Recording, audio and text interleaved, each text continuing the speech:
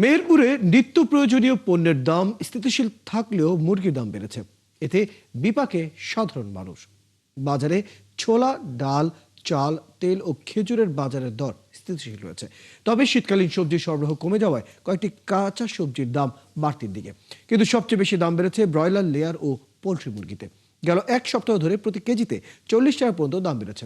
গরু ও খাসির মাংসের ঊর্ধ্বমুখী দামে সাধারণ মানুষের ভরসা, মুরগির দাম বাড়ায় হতাশ ক্রেতারা। এ বিষয়ে ব্যবসায়ীরা বলছেন, সরবরাহ কম থাকায় মুরগির দাম বেড়েছে। যে সোনালী বেশি 300 টাকা, ওটা 275 টাকা পাইকারি, বেশি তো 300। এর মধ্যে কেয়ারিং খরচ লাগে আমাদের। আর ব্রয়লার বেশি তোমার হচ্ছে 200 টাকা, ব্রয়লার হচ্ছে 75 টাকা, 175 পাইকারি।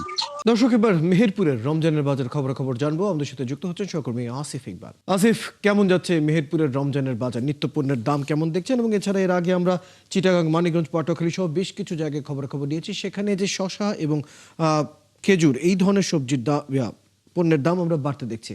আপনার বাজার কি পরিস্থিতি? মেহেরপুরের বড় বাজারে, মুরগির বাজারে আপনি দেখতে পাচ্ছেন যে আমি যে বাজারে রয়েছি, এখানে মুরগি বিভিন্ন জেলা থেকে আসছে এবং ব্যবসায়ীরা কিন্তু এটা সংগ্রহ করছে।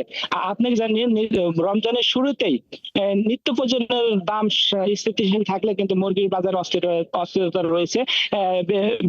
প্রতি কেজি মুরগি কিন্তু 30 থেকে 40 টাকা বেশি দামে বিক্রি হচ্ছে। ব্যবসায়ীরা বলছেন যে তারা হচ্ছে বেশি দামে কিনছেন, সরবরাহ কম থাকায়, যার কারণে বেশি দামে বিক্রি করতে হচ্ছে। বিশেষ তারা বলছেন যে পরিবহন খরচ এবং খামারে মুরগি সংকট এবং সরবরাহ না থাকার কারণে তাদের কিন্তু বেশি দামে মুরগি কিনতে হচ্ছে, যার কারণে বেশি দামে বিক্রি হচ্ছে। ক্রেতাদের সাথে কথা হয়েছে, ক্রেতারা যে বিষয়টি বলছেন যে অভিযোগ করে বলছেন যে গরু এবং ছাগলের মাংস কিন্তু তাদের নাগালের অনেক আগেই বাইরে চলে গেছে। তারা মুরগির প্রতি তাদের একটা ঝোঁক ছিল।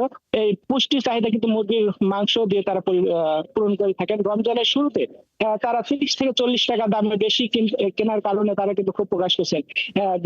বিশেষ করে তারা বলছেন যে বাজার মনিটরিংয়ের কথা।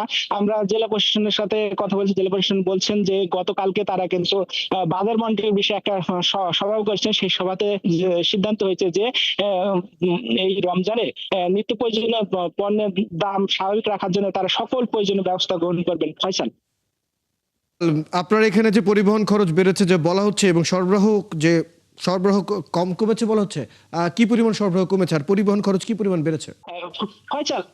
ফয়সাল, আমি এখানে ব্যবসায়ীদের সাথে কথা বলছি। ব্যবসায়ীরা যে বিষয়টি বলছে যে বিশেষ করে তাদের যে খামারে মুরগির যে পরিমাণ থাকার কথা, সেই পরিমাণ কিন্তু মুরগি তারা পাচ্ছেন না। বিশেষ করে এর আগে যদি তারা 400 মুরগি কিনতেন, এখন কিন্তু তারা 100 থেকে 200 মুরগি পাচ্ছেন না, যার কারণে কিন্তু বিশেষ করে ব্রয়লার মুরগিতে কেজিতে কিন্তু 40 থেকে 50 টাকা বৃদ্ধি পেয়েছে। এই বৃদ্ধি কিন্তু পড়ছে ক্রেতাদের উপর সরাসরি। ক্রেতারা কিন্তু এই বিষয়ে বিভিন্ন রকম অভিযোগ করছেন যে বাজার মনিটরিং না থাকার কারণে কিন্তু এই মুরগির বাজার অস্থির হয়েছে। ফয়সাল, ধন্যবাদ আসিফ ইকবাল। খবর রাখতে থাকুন। দর্শক, আমরা মেহেরপুরের নিত্য পণ্যের বাজারের খবর জানছিলাম।